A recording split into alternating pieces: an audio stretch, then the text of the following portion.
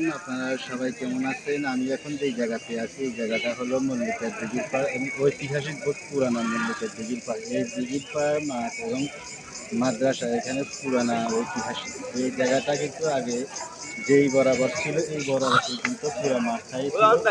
এখন বর্তমানে যেই মাঠটা আছে এই মাঠটা পুরোটাই কি করছে?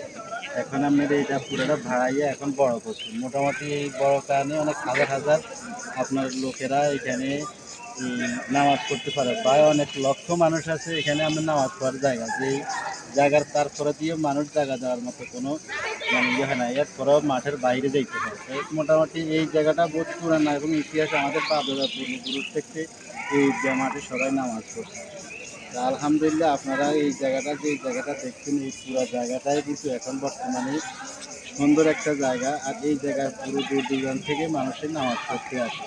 তা আপনারা যারা যেখান থেকে দেখছেন অবশ্যই এই ভিডিওটা আপনারা শেয়ার করে এবং সবাই সাথে থাকেন, সবাইকে দেখার সুযোগ করে দিবেন। যে যেখান থেকে থাকেন অবশ্যই ভিডিওটা আপনারা শেয়ার করবেন। আসসালামু আলাইকুম।